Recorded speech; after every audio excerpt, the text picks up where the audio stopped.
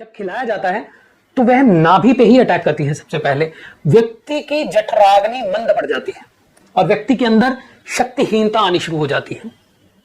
Suicidal thoughts आने लगते हैं, खुद को नुकसान पहुंचाने वाले थॉट्स आने लगते हैं। कुछ मेल्स में, फीमेल्स में हेडेक बहुत प्रबल तरीके से अनएक्सप्लेन्ड हेडेक होने लगता है, ब्रेन की शक्ति कम होने लगती है और मूर्छा, इल्यूजन और fix kind of situations create होनी शुरू हो जाती है। मैंने आपसे पिछली वीडियो में चर्चा की कि यदि घर पर तंत्र का प्रभाव हो तो किस प्रकार के सिम्टम्स, किस प्रकार के लक्षण आते हैं। अब उसी के बीच में मैंने साथ में आपको बोला था कि कैसे हम पता कर सकते हैं कि किसी को कुछ खिलाया तो नहीं है, कुछ पिलाया तो नहीं है। अब ये बातें बोलने का अर्थ क्या है? ये बातों का अर्थ ये है कि आज के समय में मैं फिर दोबारा वही कहता हूं कि कुछ अच्छे लोग भी हैं, कुछ बुरे लोग भी हैं और बुरे लोग कलयुग का पहरा है, बुरे लोग काफी हैं तो, और अच्छे लोग भी हैं। अब किसी को कुछ खिलाया है, किसी को कुछ पिलाया है। कई बारी क्या होता है, व्यक्ति को अचानक समस्या आती है और होता क्या है कि वह जो व्यक्ति है उसके अंदर धीरे धीरे धीरे धीरे बॉडी में कमजोरी आने लगती है, नपुंसकता आने लगती है, स्ट्रेस आने लगता है, एंजाइटी आने लगती है, बॉडी में जगह जगह दर्द होती है, हर वक्त डर लगता है, कुछ अजीब सी आवाजें सुनाई देती हैं, कुछ अजीब से एहसास होते हैं, कुछ अजीब से इनसिक्योरिटीज फील होने लगती हैं, सबसे वैमनस्य बढ़ने लगता है, व्यक्ति कटा कटा रहना शुरू हो जाता है, कुछ अच्छा नहीं लगता है, सबसे कट के खुद से भी जुड़ नहीं पाता है इंसान, पूजा पाठ से डर लगने लगता है, मन में गंदे गंदे विचार आने लगते हैं। इस प्रकार की समस्याएं जब आती हैं तो व्यक्ति क्या करता है, उसे मानसिक बीमारी समझ लेते हैं। मैक्सिमम उसे मानसिक बीमारी समझा जाता है और उसके बाद में आप साइकियाट्रिस्ट के पास भी जाते हैं, एंटी डिप्रेसेंट्स भी लेते हैं, या किसी व्यक्ति का बीपी डाउन ही नहीं हो रहा, किसी व्यक्ति के अंदर कुछ ऐसी बहुत मेडिसिन ले रहे हैं परंतु कुछ फर्क नहीं पड़ रहा, कोई टेस्ट में भी कुछ नहीं आ रहा, खड़ा खड़ा बंदा बेहोश हो जाता है, टेस्ट में भी कुछ नहीं आ रहा। ऐसे केसेस मैंने देखे भी हैं। अब ये अनएक्सप्लेन्ड केसेस हैं। फिर क्या होता है कि हम सोचते हैं कि इस व्यक्ति के अंदर कोई ऐसी बीमारी है, कोई ऐसा वायरस है या कुछ भी ऐसी चीज है जो कि इसके हिडन तरीके से बॉडी के अंदर प्रभाव डाल रहा है। होते भी हैं परंतु ये कोई जरूरी नहीं है कि वो मेडिकल प्रॉब्लम ही हो। उसके अंदर कुछ ऐसी चीजें भी होती हैं, जैसे किसी को कुछ खिला दिया ईर्ष्यावश, वशीकरण के लिए, या फिर कुछ उसका नुकसान करने के लिए कुछ खिला दिया।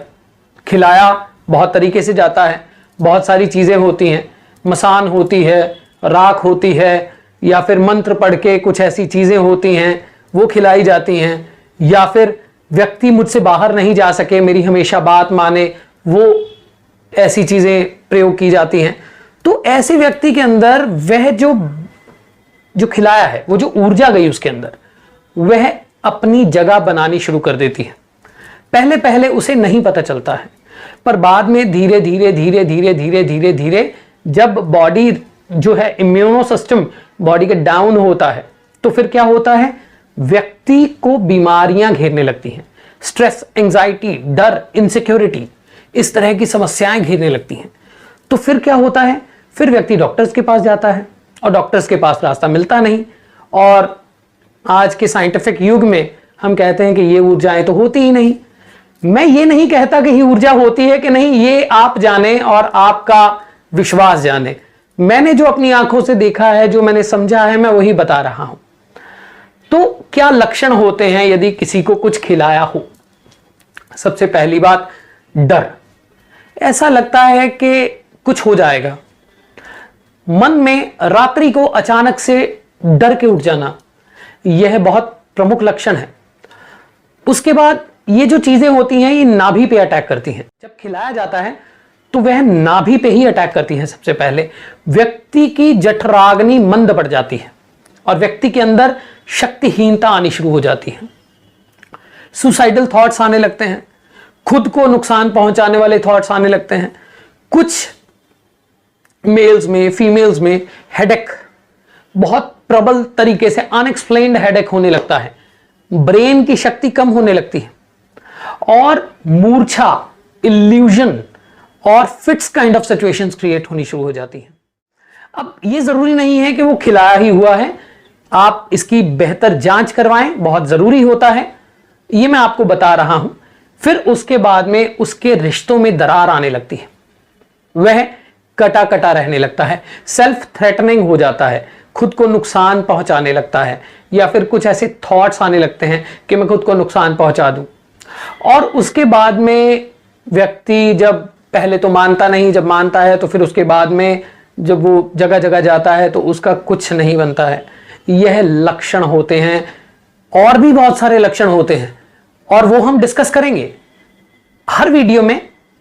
मैं जब आपसे ये बात डिस्कस करूंगा और साथ में एक समाधान भी बताऊंगा आपको। मानसिक रूप से जब देखिए, अगर आप मानसिक रूप से प्रबल हैं, अगर आप शारीरिक रूप से बली हैं, अगर आपका इम्यूनो सिस्टम, आपका ऑरा स्ट्रांग है, तो फिर आपके ऊपर इन चीजों का प्रभाव नहीं आ पाता। अगर आपके प्लैनेट्स ठीक हैं, अगर आपका जीवन संतुलित है, आपकी दिनचर्या संतुलित है, आप स्वाध्याय करते हैं या फिर कोई मंत्र जाप करते हैं, कोई पूजा करते हैं या फिर कोई योग करते हैं, कोई मेडिटेशन करते हैं, तो इन चीजों का प्रभाव, यदि कोई ऐसा कर्म कोई कर भी दे तो इन चीजों का प्रभाव बहुत जल्दी नहीं आ पाता। अब उसके बाद में क्या होता है, नॉर्मली ये प्रभाव ही तभी आता है जब आपके प्लैनेट्स ठीक नहीं होते या फिर आपका ऑरा ठीक नहीं होता। अब इसके बीच में मैं आपको एक बात बताए जा रहा हूं, ये जो ऐसी चीजों को खिलाया जाता है या पिलाया जाता है, वो कौन कौन सी चीजें हैं वो भी डिस्कस करेंगे, परंतु एक मर्यादा में रह के, एक लिमिट में रह के, क्योंकि मैं आपको अंधविश्वास में नहीं डालना चाहता हूं।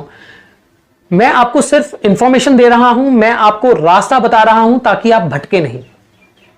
मैं आपको उस चीज का निदान भी बताने की कोशिश कर रहा हूं, परंतु यदि व्यक्ति खुद नहीं करता तो कोई निदान नहीं होता। खुद करना पड़ता है, मेहनत करनी पड़ती है, बिना मरे स्वर्ग नहीं मिलता, ये हमारे कहा जाता है ना। तो इसलिए यदि कुछ करना है तो खुद ही मेहनत करनी पड़ती है। अब यदि आपके जीवन में आपको लगता है कोई भी ऐसी चीज है, अच्छा, फीमेल्स के अंदर कुछ एक दो चीजें और होती हैं, वो होती हैं कि उनकी बॉडी के ऊपर नील पड़ते हैं। यदि कोई भी ऐसी सिचुएशन फीमेल्स के साथ में आती है तो उनकी बॉडी के अंदर नील पड़ते हैं। उनको लगता है कि शायद कोई अभिचार कर्म मेरे साथ हुआ है, और या कोई उन्हें तंग कर रहा है, उन्हें कभी छू रहा है। इस प्रकार की समस्याएं भी मैंने देखी हैं। अब इनमें बहुत शक्तिशाली शक्तियां भी होती हैं और बहुत कम शक्तिशाली शक्तियां भी होती हैं, परंतु निदान हर एक चीज का है। सही समय पे सही निदान हो जाए तो काफी हद तक समस्याएं जो हैं वो खत्म हो जाती हैं, परंतु ये जितनी पुरानी होती जाती हैं उतनी प्रबल होती जाती हैं, पहली बात।